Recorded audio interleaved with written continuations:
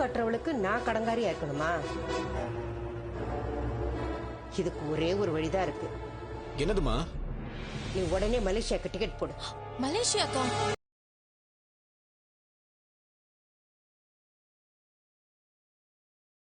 நேயர்கள் அனைவருக்கும் வணக்கம். சிறடிக்கு ஆசை இன்னைக்கு எபிசோட் செம்ம சூப்பராக இருந்துச்சு அப்படின்னு தான் சொல்லணும். முத்து நேராக பார்வதி வீட்டுக்கு போனார். அங்கே போயிட்டு ஏத்த சின்ன வயசுல நீங்கள் பார்த்துட்ருக்கீங்க, மீனாவுக்கும் நீங்கள் என்ன உயிர், அவங்க அவ்வளோ மரியாதை வச்சுருக்கா.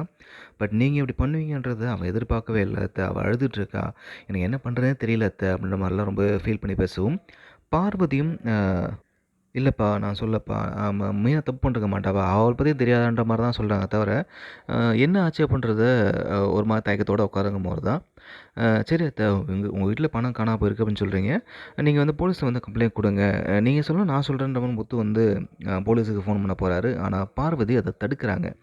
முத்துவுக்கு சந்தேகம் வருது, ஏன் அத்தை உங்கள் வீட்டில் பணம் காணாம போச்சுன்னு சொல்கிறீங்க, அந்த பணத்தை கண்டுபிடிக்கணும்ல, ஸோ போலீஸ் வந்தால் தான் அது தெரியும் அத்தை, நீங்கள் மீனா பேரையும் சொல்லுங்கள், போலீஸ் வந்து பார்த்துப்பாங்க அப்படின்ற மாதிரி சொல்ல, அதுக்கப்புறமா தான் பார்வதி அது ஏன் பணம் விஜயா பணம் அப்படின்னு சொல்ல முத்துவுக்கு ஷாக் ஆகுது. அது ஏது அத்தைன்னு சொல்லி கேட்கும்பொழுது பார்வதி வந்து அதான் அந்த பரதநாட்டிய கிளாஸில் வந்து கரெக்ஷன் ஆச்சுன்ற மாதிரி சொல்ல முத்து உண்மையை கண்டுபிடிச்சிட்டாரு. அப்போது பார்வதி தயங்கும் பொழுது தான் வக்கீல் வந்து பணம் கொடுத்தாரா அப்படின்னு கேட்க கடைசியாக எல்லா உண்மையும் பார்வதி சொல்லிடுறாங்க. இப்போ முத்துக்கு என்ன ஷாக் அப்படின்னா, மீனா பணத்தை வாங்கிட்டு மீனா மேலேயே பழி போடுறாங்களா அப்படின்ற மாதிரி கோவத்தில் நேராக வீட்டுக்கு போயிட்டு செம்ம சூப்பராக ஒரு ட்ராமாவை பண்ணி இப்போது விஜயாவை வச்சு செய்கிறாங்க. இதில் காமெடி என்ன அப்படின்னா, முத்து வீட்டுக்கு போயிட்டு அந்த பணத்தை திருடுனது யாருன்றதை கண்டுபிடிச்சிட்டோம் அப்படின்னு அரசொல்லா சொல்லியே இந்த ரோகிணியை கதிகலங்க வச்சார். பார்க்குறதுக்கே செம்மையாக இருந்துச்சு. எங்கே நம்ம மாட்டிட்டோமோன்ற மாதிரி ரோகிணி பார்த்தீங்கன்னா முடிச்சுட்டு இருந்தாங்க. ஒரு ட்ராமாலாம் ப்ளே பண்ணி கடைசியாக விஜயாவை கொத்தா சிக்க வச்சுருந்தாங்க. இப்போது அண்ணாமலை பார்த்திங்க அப்படின்னா, மீனா பணத்தை வாங்கிட்டு மீனா மேலே பழி போடுறியா அப்படின்ற மாதிரி, அந்த பணத்தை திருப்பி கொடு, நீ தான் கொடுக்குன்ற மாதிரி, அதுவும் மொத்த பணத்தையும் திருப்பி கொடு அப்படின்ற மாதிரி இப்போ அண்ணாமலை சொல்லிடுறாரு. பட் இதை யூஸ் பண்ணி முத்து ஒரு விஷயம் கரெக்டாக பண்ணியிருந்தார். என்ன அப்படின்னா, இனிமேல் மீனாவும் சரி அவங்க குடும்பத்தில் யாரையுமே நீ திருட்டு குடும்பம் சொல்லக்கூடாதுன்ற மாதிரி சொல்லி வச்சிட்டாரு. இனிமேல் விஜயாவால் அப்படி சொல்கிறதுக்கு வாய்ப்பே கிடையாது, சொல்லவும் முடியாது. ஸோ நாளைக்கு எபிசோடில் அண்ணாமலை விஜயாவை செம்மையாக வாங்க போகிறாரு.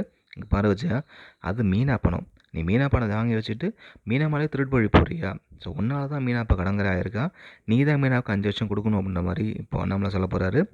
விஜயாவும் அதை வந்து ஒத்துக்க போகிறாங்க. பட் பணத்தை வந்து எப்படி ரெடி பண்ண போகிறாங்க அப்படின்றது ஒரு பக்கம் இருந்தாலும், மேபி மனோஜ்கிட்ட கேட்கலாம், அப்படி இல்லாட்டி ரோகிணி அப்பாட்ட தான் போயா அப்படின்றதால இப்போது விஜயா வந்து ஒரு ஷாக் கொடுக்குறாங்க. அது யாருக்கு? ரோகிணிக்கு. நீ மலேசியாவுக்கு டிக்கெட் போடு, நம்ம உங்கள் அப்பா போய் பார்க்கலாம் அப்படின்ற மாதிரி ஒரு ஷாக் கொடுக்குறாங்க. இப்போ ரோகிணி என்ன பண்ண போகிறாங்க, இது எப்படி சமாளிக்க போகிறாங்க அப்படின்றத வெயிட் பண்ணி பார்க்கலாம்.